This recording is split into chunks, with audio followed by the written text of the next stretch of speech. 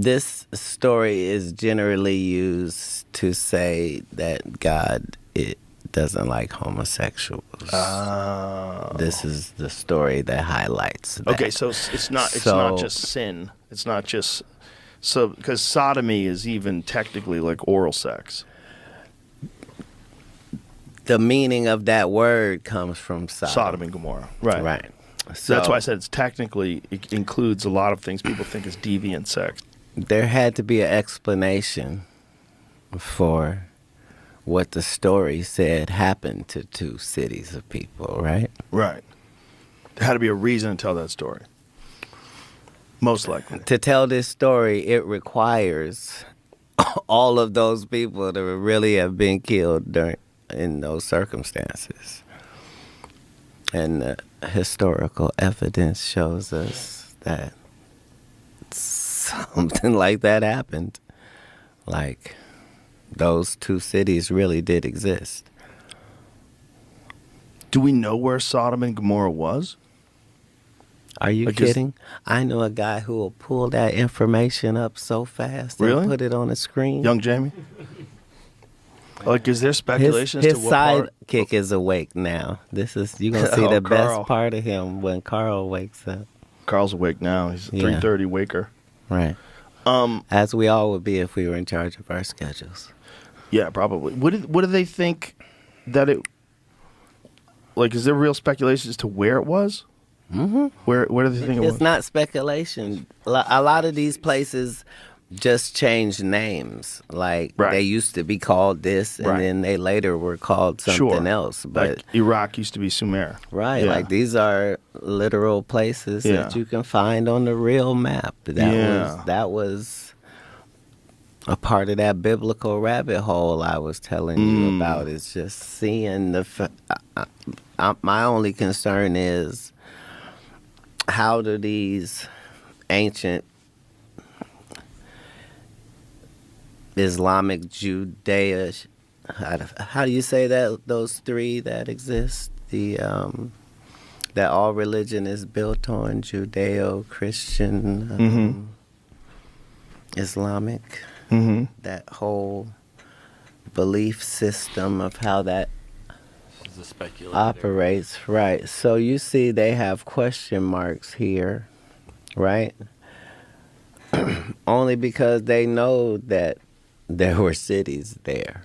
Oh, so they have wreckage there? Like, for example, if everybody in Gaza talks about going there, it exists. If everybody in Hebron has family members that live there, it exists. If everybody, we know that.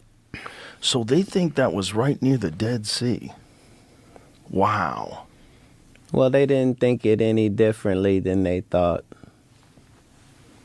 Tal al-Hammam, if I'm pronouncing that correct. Like, these were places, like, people throughout history, if you show any body of water, those are always hot spots.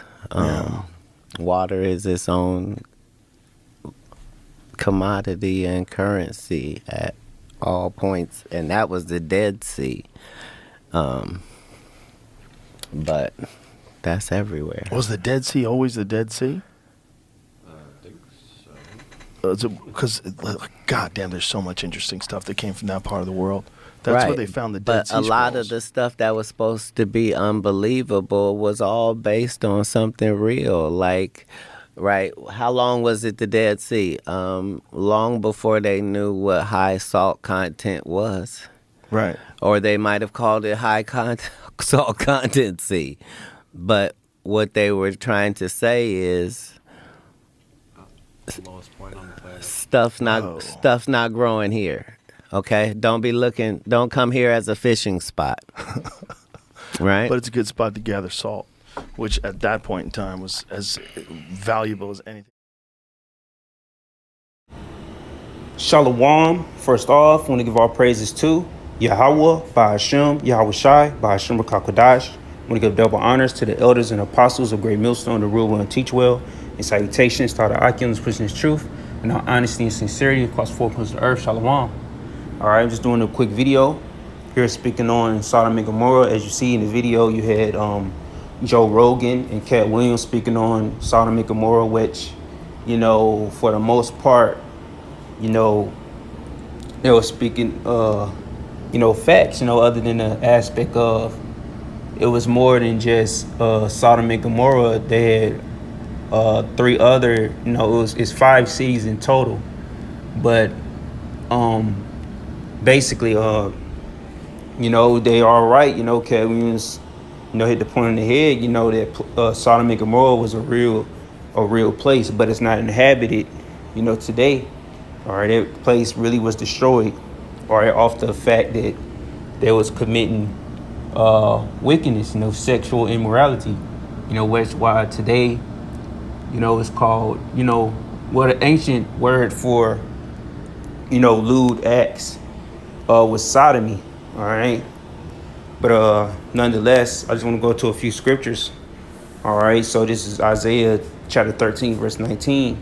It says, in Babylon, the glory of kingdoms, the beauty of the Chaldees, excellency shall be as when the Most High overthrew Sodom and Gomorrah. So Babylon, speaking of modern day Babylon, America, going to be overthrown. All right. The Lord going to bring this place down. All right. It's going to be destroyed by fire as Sodom and Gomorrah and the neighboring cities was destroyed. All right, so this place can be overthrew and destroyed like Sodom and Gomorrah. All right, verse 20, it shall never be inhabited, neither shall it be dwelt in from generation to generation. Neither shall the Arabian pitch tent there, neither shall the shepherds make their fold there. So it's going to be no more money to be made here, no more merchandise. This place won't be made merchandise anymore. All right, nobody going to inhabit it. All right, from generation to generation, for eternity, forever, this place will never be inhabited again. All right, so let's get some more scriptures. All right, I'm gonna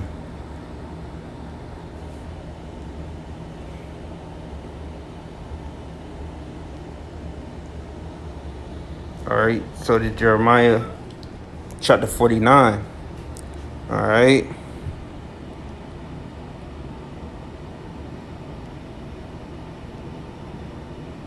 So this devil about to go down, man. All right. So this Jeremiah chapter 49. Let me see where I'm started.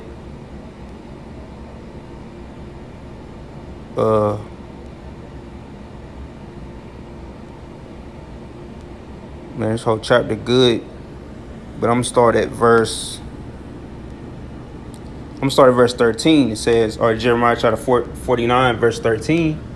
And it reads, for I have sworn by myself, said the Lord, that Basra shall become a desolation, a reproach, a waste, and a curse, and all cities thereof shall be perpetual waste. So Basra, the Lord say, have a sacrifice made in Basra. You know, modern day Basra is America as a whole in itself, because Basra was a city, all right, in the land of Edom. All right. So the Lord gonna make this place waste. Verse 14, I have heard a rumor from the Lord, and an ambassador is sent unto the heathen, saying, gather ye together and come against her and rise up to the battle. Salakia. So, you know, the Lord has sent an ambassador, all right, letting them know to prepare for war. So we are the Lord's, all right, ambassador is in the extent of we're pushing this word, we sending that warning. All right, we've been telling you know, the message for years that it's going to be a third woe, a destruction. All right, but you know, these heathens, all right, they even been talking it amongst themselves. There's going to be a third woe, but we the ones that basically made sense of it. All right, to know that this is going to be the war to end all wars. All right. All right. So these nations about to come together and they're going to rise up for battle, you know, mainly against Babylon.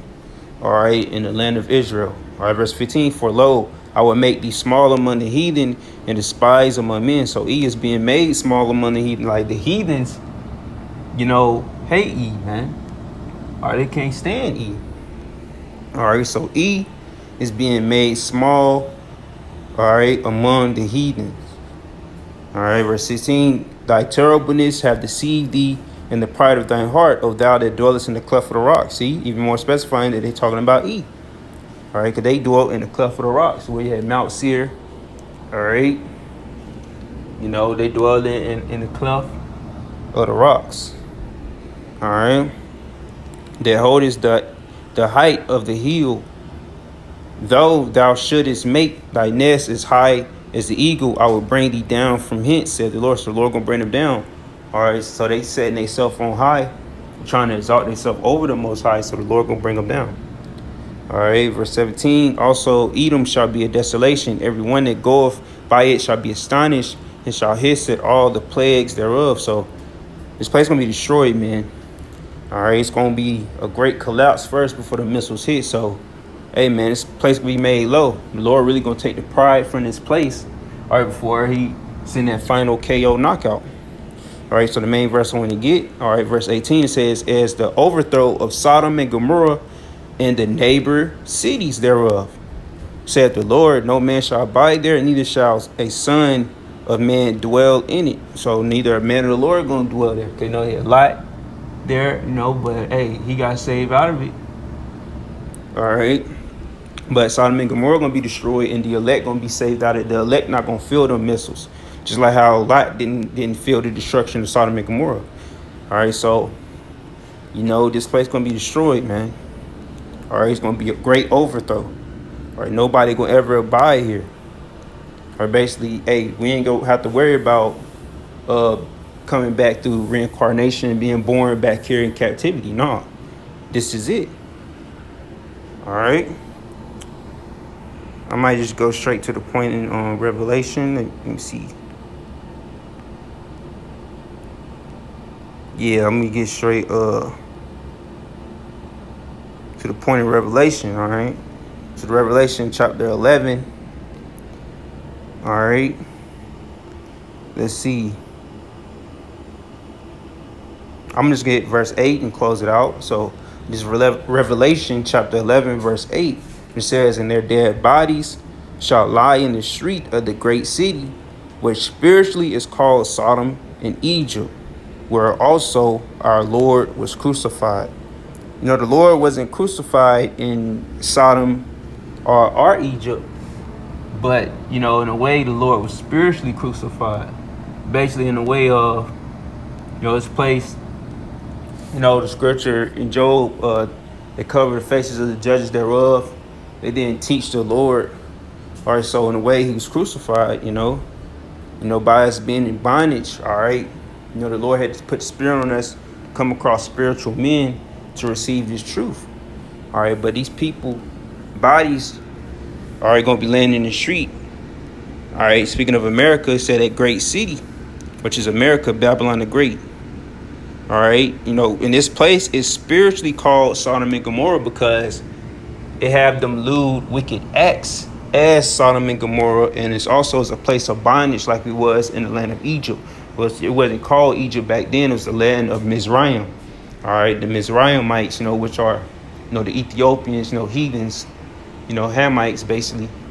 Well, they descendants of Ham. They're a particular tribe of the Hamites, you know, which we believe what there was Cushites or Canaanites or whatever the case may be. All right, but this place is Sodom and Gomorrah in Egypt. Sodom and Egypt, this spiritually that. All right, this place gonna be destroyed in a such, if not worse manner, which we believe it is gonna be a worse manner, because it's gonna be 200 million missiles that's gonna hit this place. All right, the Lord gonna rain that hell fire on this place, and that's the lake of fire that the scripture speak of, Babylon the Great being burnt with fervent heat. All right, so Lord willing is edifying. And with that being said, shalom.